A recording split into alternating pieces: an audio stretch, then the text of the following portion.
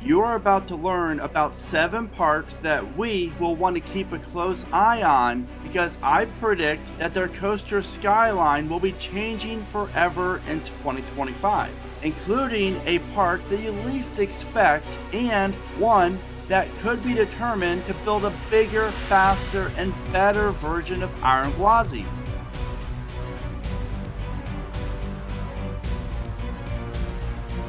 Starting off the list is Canada's Wonderland. This wonderful park opened Yukon Striker back in 2019, and that was the last major coaster that we've seen Cedar Fair invest in Canada's Wonderland. So I think that 2025 is a very safe bet for the park to open their next Scream Machine.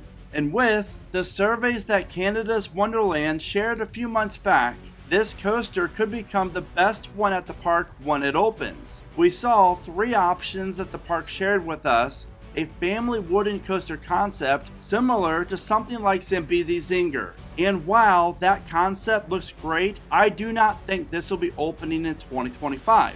That is because the other 2 concepts fit better for the park. They shared with us a launched B&M wing coaster and a launched inverted coaster that would use part of the Wonderland mountain for a few elements. Typically, when Cedar Fair shares concept ideas like this, they do it in sets of 3 and one of them becomes a reality. And the one that I would love to see would be the inverted coaster concept. But I predict that the park's 19th coaster will be the launched B&M wing concept, which is not horrible if the ride's anything like Thunderbird at Holiday World. I just wish Cedar Fair would invest in different manufacturers for Wonderland's next major coaster. And I know I cannot be the only one who thinks that. Six Flags Great America, 2010, 2012, 2014, 2017, and then 2019. Those are the years that Great America's added a coaster dating back to 2010. And I highly doubt that Six Flags Great America goes another year without a major coaster. And I've said it in past videos, but the area that is located in the dead center of the park makes almost too much sense for Great America's 16th coaster. What they would do is rip out the old go-kart track, use the old Buccaneer Battle area of the park, then you have yourself just under 2.5 acres to use, which doesn't seem like a lot of room for what could become one of the park's tallest. But Great America could fit a clone of Fiesta's Cliffhanger in this location and then some. We could even see a custom dive layout in this location. That's because this awesome mini dive coaster only takes up 1.6 acres. I have been stuck on this prediction for a while now, and rightfully so, because a B&M dive coaster would do wonders for Great America and offer the park yet another high capacity coaster that the GP would love. Kings Island.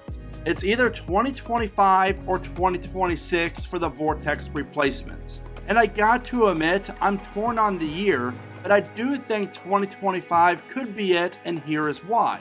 This will be the year that Cedar Point takes off in terms of adding a new major attraction, since Top Thrill 2 is opening in 2024. So this gives Kings Island a whole year to really open up what could become their best coaster yet. Even though Kings Island is opening up their brand new family coaster in 2024, that did not stop Cedar Point from adding a major new coaster the year after they opened up a family one. So anything is possible.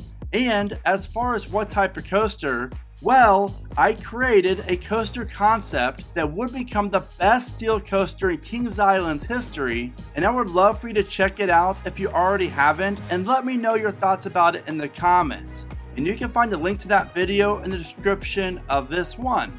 Heading up north to Six Flags New England. 11 roller coasters can be found at New England's largest theme park. And the last ground-up, non-clone coaster to open at the park was in 2002 when New England opened their B&M floorless coaster, Batman: The Dark Knight. So it's time. And I mean it's time, because Wicked Cyclone is great and all, but New England finally has plenty of room to work with for their next coaster, and I bet it's coming in 2025. The area that is highlighted here is just over 1.3 acres. And this plot of land used to be home to Shipwreck Falls and then Goliath. And while I will admit that this is not a lot of land to work with, there is room for something. However, when you remove the park's flashback, which is coming up on 40 years of operation, yes, before New England, this coaster operated at Star Lake Amusement Park over in China from 1985 through 1989, and then Kentucky Kingdom from 1990 through 1999, until it moved to New England. So it's definitely time. Now, if Six Flags New England would remove flashback, then this area grows even more full of potential with over 2 acres to work with.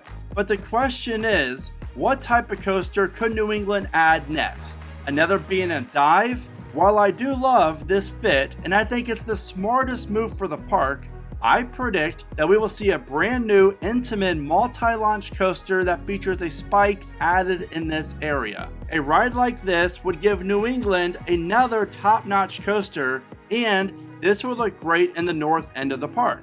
And if you enjoy riding coasters, then you need to check out keepridingcoasters.com, where you can find comfortable and affordable merch for your next coaster ride. Now it's time to go Giga, because Six Flags Magic Mountain has been teasing a Giga over the last few months. So it's clear that this Southern California park might have a Giga on their mind. And now that we know that Six Flags is going to start investing in new large record-breaking coasters again, is a Giga that opens in 2025 possible?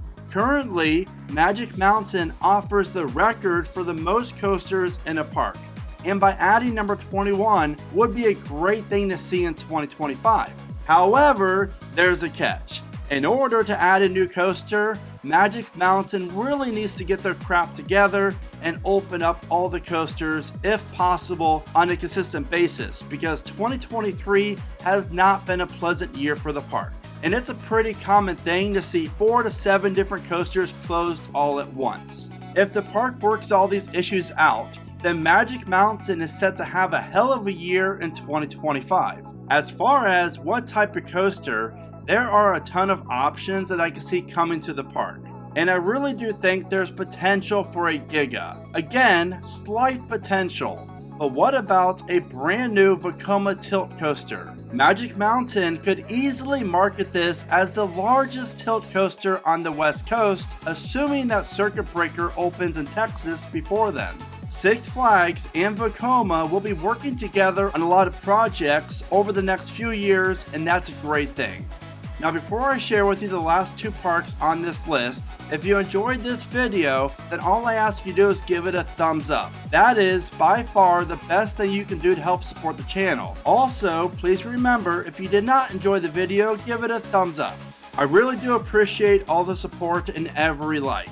Also, if you love riding coasters, then I hope that you consider becoming the newest Keep Riding Coaster subscriber. Now for my dark horse prediction, and that is Fun Spot America Orlando. With the relationship between RMC and Fun Spot, I predict that Fun Spot Orlando will be in line to open their next coaster in 2025, which would make perfect sense with Epic Universe opening the same year, and all those amazing coasters over at that park. So what could this underrated family entertainment center add that would draw some attention to it in the shadows of Epic?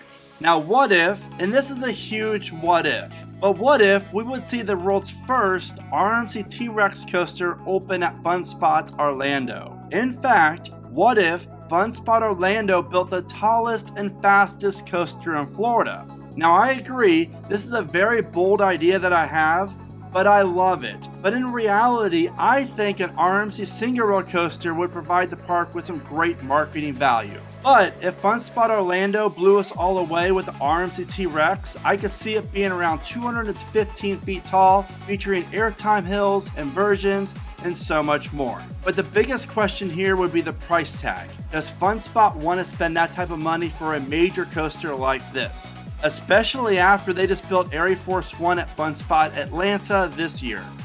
Busch Gardens, Williamsburg. In 2025, I predict we're going to see Dragonfire's replacement. This area is huge and has not been home to a coaster since 1998. And with SeaWorld Orlando and Busch Gardens Tampa both getting new coasters in 2024, that leaves an even larger budget for Williamsburg in 2025. Especially because SeaWorld San Antonio and San Diego really aren't likely to get a new coaster in 2025 either. So I predict that Williamsburg could be the only park in the chain that opens up a new coaster in 2025. And it's important to note that the park has been approved for a ride that's over 220 feet tall in this area. So when you pair that information with the success of Iron Gwazi, you start getting excited about the possibilities of what Busch Gardens Williamsburg could do. Because there are rumors out there that RMC is attached to this project, and with Iron Gwazi being my #1 coaster, and it might be as well for you, I cannot be more excited about this potential. Now close your eyes for a second and just think about the world's tallest and fastest hybrid coaster opening at Busch Gardens Williamsburg. A roller coaster with a truss lift hill and the world's largest stall element that is located under the lift hill. Talk about a dream of a coaster that could realistically become a reality. Now obviously we already know about the Fast and Furious coaster coming to Universal Studios Hollywood.